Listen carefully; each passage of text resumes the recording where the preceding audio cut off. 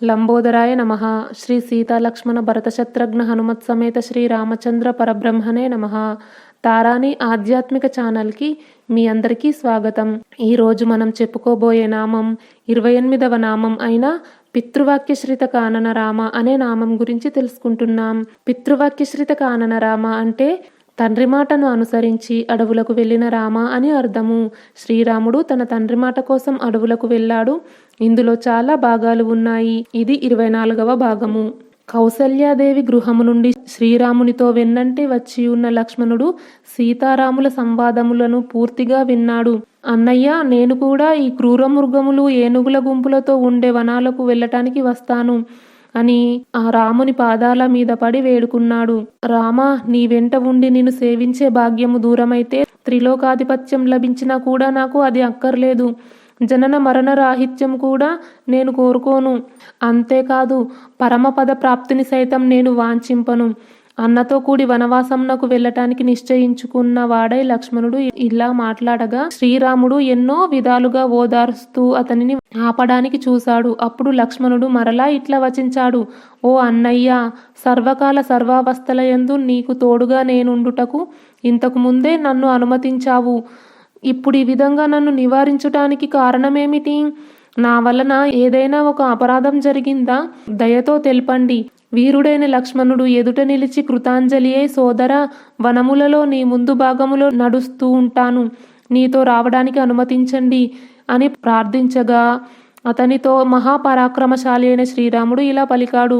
లక్ష్మణ, నా తమ్ముడవైన నీవు ధర్మనిరతుడవు, నాకు ప్రియమిత్రుడవు, సకుడవు, నా ఆజ్ఞలను పాలిస్తూ నా ఆధీనంలోనే ఉంటావు. ఓ లక్ష్మణ, నీవు నా వెంట వనాలకు వస్తే సుతిమెత్తని హృదయము గల కౌసల్యమాతను, తల్లి సుమిత్రాదేవిని ఇక్కడ సేవించుచుండేవారెవ్వరు? మహారాజు ప్రస్తుతం కైకేయికి ఇచ్చిన వరములకు కట్టుబడి ఆమె వశంలో ఉన్నాడు. అశ్వపతి సుతయైన ఆ కైకేయి రాజ్యాధికారమును చేతబట్టి దుఃఖములకు లోనై ఉండే సవతుల క్షేమములను పట్టించుకోదు.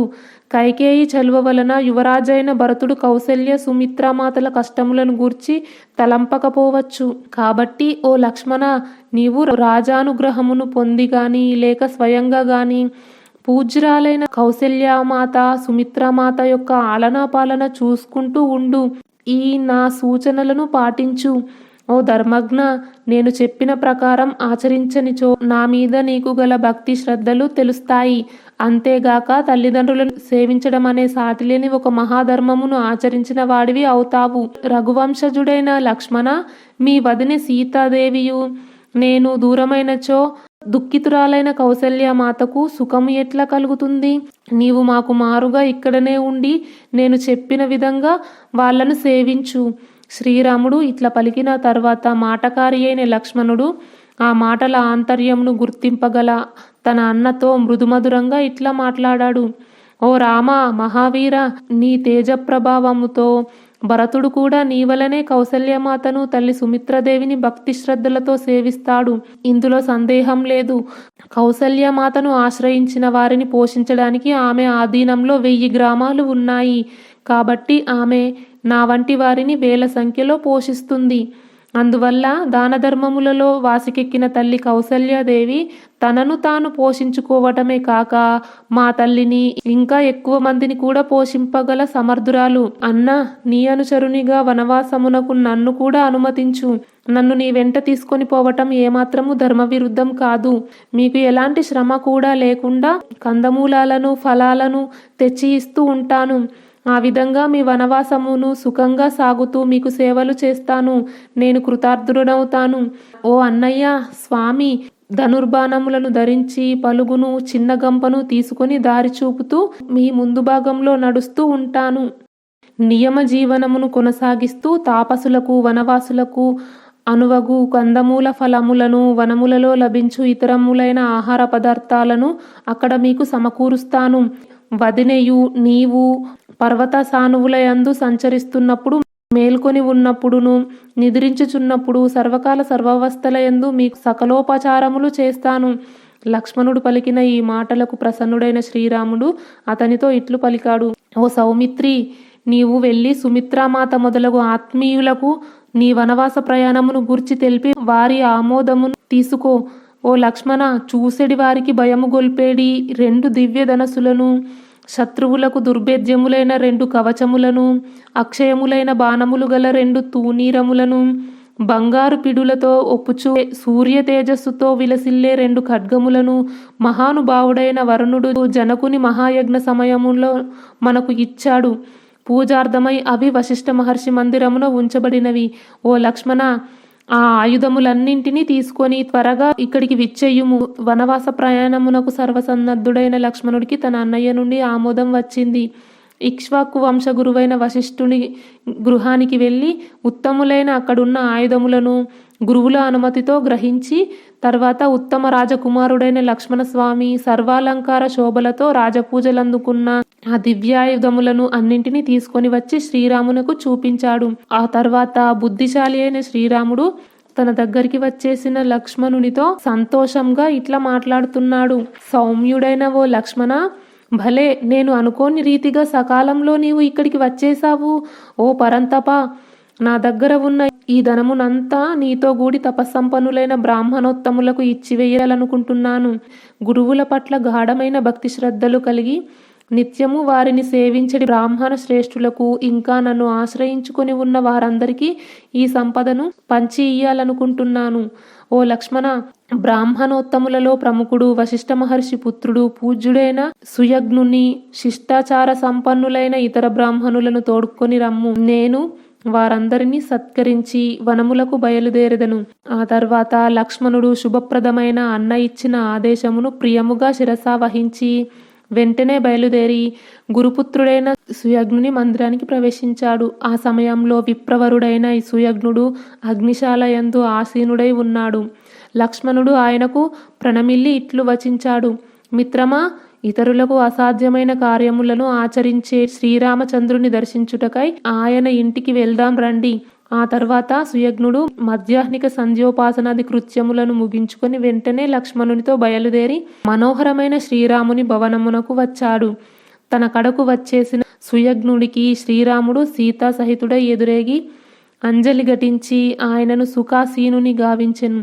తర్వాత అతడు ఆ మునిసుతునికి అగ్నిదేవునకు వలె పూజలు చేసి బంగారముతో చేయబడిన దండకడియములను, చక్కని కుండలములను, సువర్ణ సూత్రమును కూర్పబడిన మనుల హారములు, భుజకీర్తులను, చేతికడియములను, ఇంకా నానా విధములైన రత్నములను సమర్పించి సుయజ్ఞుని సత్కరించాడు.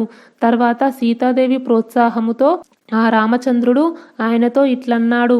ఓ నిర్మల హృదయము గల ఓ మిత్రమా, సీతాదేవి నా వెంట వనములకు బయలుదేరుతుంది.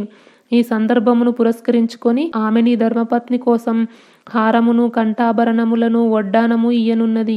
ఇంకా ఆమె కొరకై దండకడియములను, చక్కని శిల్పము గల అందమైన కేయూరములను సమర్పించనున్నది. వాటిని స్వీకరించండి. ఇంకా చక్కని వస్త్రములతో కప్పబడిన పాన్పును మా జానకి మీకు ప్రదానం చేస్తున్నది. సాదరంగా గ్రహించండి. ఓ బ్రాహ్మణోత్తమ, మా మేనమామ శత్రుంజయము అను ఒక మహాగజమును నాకు ఇచ్చి ఉన్నాడు.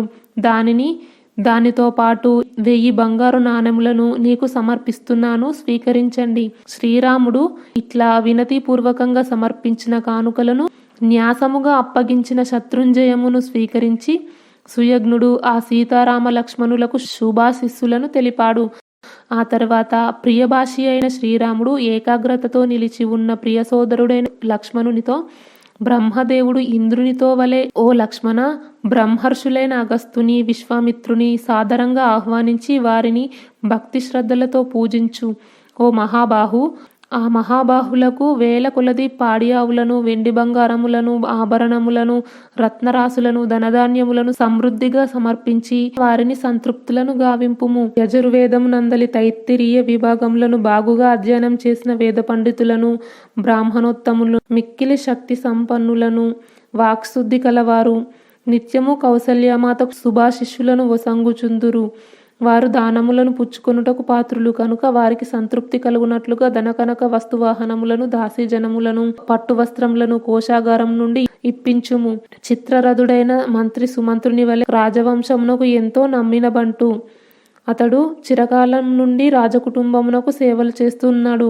గౌరవార్హుడు కాబట్టి ఆ అమూల్యమైన రత్నములను, వస్త్రములను, ధనధాన్యములను, వేల కొలది గోవులను, వివిధంగా ఇతర పశు సంపదలను బహుకరించి ఆయనను సంతృప్తిపరచుము. ఓ సౌమిత్రి, మౌంజీదారులైన బ్రహ్మచారులు పెక్కుమంది కౌసల్యాదేవిని ఆశ్రయించుకొని ఉన్నారు. వారిలో ఒక్కొక్కరికి 1000 ఆవులను ఇప్పించు.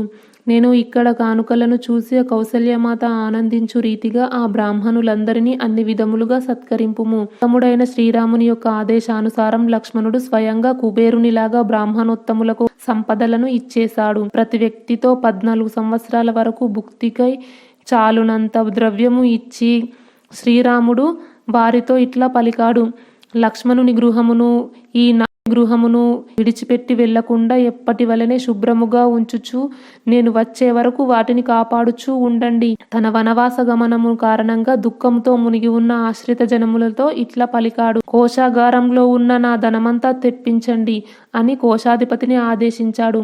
ఆ తర్వాత సేవకులు శ్రీరాముని ధనమంతా తీసుకొచ్చి అచ్చట కుప్పపోశారు. ఆ మహాధనరాశిని అక్కడి వారు వేడుకతో దర్శించారు. అక్కడ శ్రీరాముడు లక్ష్మణునితో కూడి ఆ ధనమునంతా బ్రాహ్మణులకు, బాలురకు, వృద్ధులకు, దీనులకు పంచి ఇచ్చేశాడు. ఆ అయోధ్యానగర సమీపంలోనే పింగళ వర్ణ కేశములు గల ఒకానొక బ్రాహ్మణుడు నివసించేవాడు. ఆయన పేరు త్రిజటుడు. గర్గవంశము వాడైన అతడు నాగలి కర్రను, ఒక చిన్న గుణపమును, నాగలి ఆకారము గల ఒక సాధనమును చేత ధరించి నిత్యము ఉంచవృత్తితో జీవించేవాడు.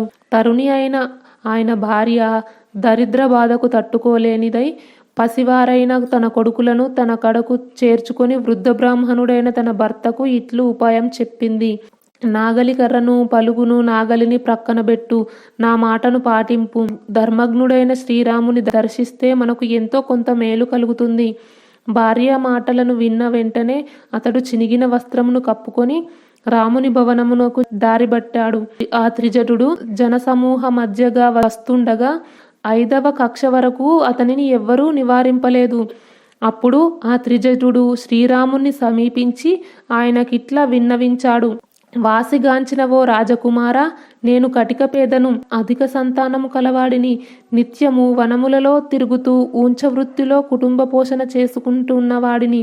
దయతో నన్ను ఆదుకో అనగానే అప్పుడు శ్రీరాముడు దరహాసం చేసి ఆయనతో ఇట్లన్నాడు: ఓ విప్రోత్తమా, నేను నీకు 1000 గోవులను ఇచ్చినాను తక్కువే.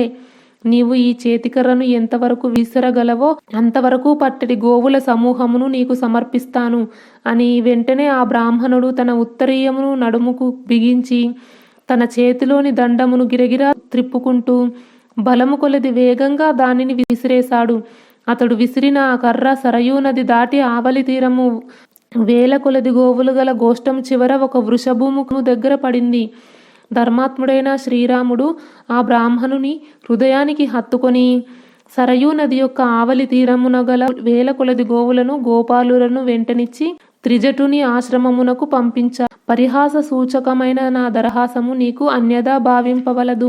తిరుగులేని నీ శక్తిని తెలియగోరి దండమును విసరుటకై నిన్ను ప్రేరేపించితిని. ఇంకా ఏమైనా కావలిస్తే కోరుకో, నేను నిజంగా పలుకుతున్నాను, సంకోచపడవద్దు. నా దగ్గర ఉన్న ధనమంతయు విప్రోత్తముల ఉపయోగార్థమే సమకూర్చబడింది. మీ వంటి సత్పురుషులకు త్రికరణ శుద్ధిగా దానం చేస్తే నాకు తృప్తి కలుగుతుంది, కీర్తి ప్రతిష్టలు వస్తాయి. ఆ తర్వాత త్రిజట మహాముని అసంఖ్యాకములైన గోవులను స్వీకరించి పత్ని సమేతుడై మిక్కిలి సంతోషంగా ఉన్నాడు. ఆ తర్వాత ఆ బ్రాహ్మణోత్తముడు ఉదార హృదయుడైన శ్రీరామునకు యశస్సు, బలము, ప్రీతి, సుఖము వృద్ధి చెందేటట్లు ఆశీస్సులు పలికాడు. ఆ తర్వాత శ్రీరాముడు ఎంతో ప్రసన్న చిత్తుడై ధర్మబద్ధంగా సముపార్జించిన ఆ మహాధనము సముచితములైన మర్యాద వచనములతో జనముల మంచి కోసమై వినియోగించెను. ఆ సందర్భమున శ్రీరాముడిచ్చిన సన్మానములతో, దాన ధర్మములతో, ఆదర సత్కారములతో తృప్తి చెందని బ్రాహ్మణులు, సుహృదులు, సేవకులు, దరిద్రులు, యాచకులు లేనే లేరు. అంటే అయోధ్యలో అందరూ సంతోషంగా ఉన్నారు అని అర్థం. మిగతా భాగం వచ్చే వీడియోలో తెలుసుకుందాం. ఈ వీడియో గురించి మీ అభిప్రాయాన్ని కామెంట్ బాక్స్లో తెలియజేయండి. ఈ వీడియో నచ్చితే లైక్ చేయండి, షేర్ చేయండి. తారాని ఆధ్యాత్మిక ఛానల్ని సబ్స్క్రైబ్ చేయండి. బెల్ ఐకాన్ గుర్తుపై క్లిక్ చేయండి. ఇంతవరకు ఈ వీడియో చూసినందుకు మీ అందరికీ ధన్యవాదాలు. లోకా సమస్త సుఖినో భవంతు. కృష్ణార్పణం.